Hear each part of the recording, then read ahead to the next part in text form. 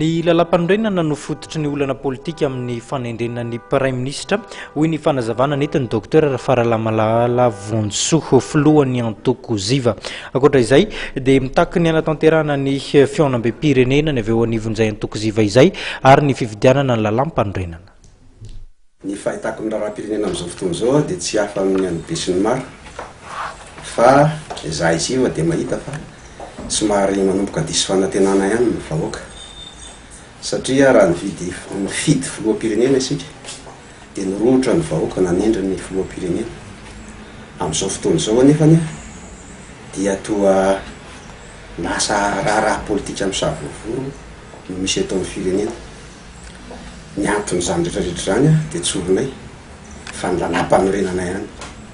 Lalam-panorenana ny Repoblika fahaefatra izay efa nanaovanay tsia tany am-boalohany tamin'ny taona 2021.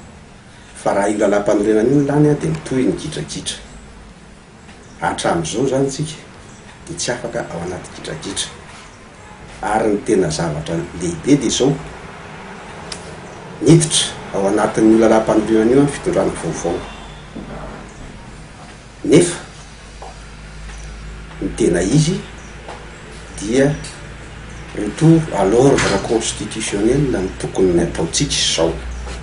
Izany hoe voafidy ny filohan'ny Repoblika izao mba hialana amin'ny lalam-panorenan'ny Repoblika fahaefatra io dia tokony hiantso ny vahoaka toy ny tamin'ny fifidianana ihany ny filoham-pirenena Hery Rajaonarimampianina. Alao ny vahoaka no anao ny lalam-panorenana.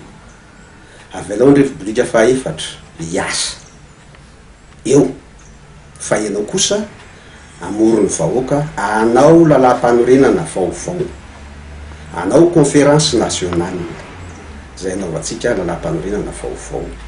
Rehefa lany zany lalam-panorenana zany dia mijanona ho azy io lalam-panorenan'ny Repoblika fahaefatra io.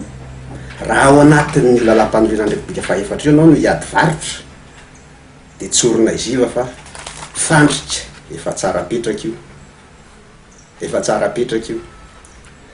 Izao sika dia ohatrany mahita hoe milamindamina afaka manao anitsy roa ny fitondrana. Fa rehefa ho avy indray ny fivorian'ny antenimieran'ny era-pirenena any amin'ny 5 volana May any dia ho hitantsika eo ny tena sahavovoro. Raha amin'izao fotoana izao zany misy ny Premier Ministre izao filoham-pirenena, misy Premier Ministre io, tokony hiantso ny vahoaka izy hanao an'izay conférence nationale izay.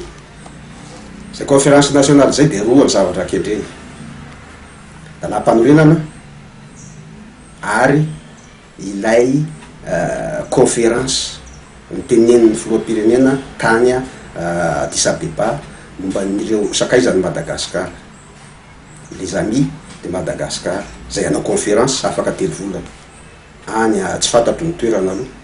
Fa tokony ny vahoaka koa no mitondra ny faniriana ny zava-misy any aminy, zavatra ilaina atambatra zany hoentina amin'ny conférence des amis de Madagascar io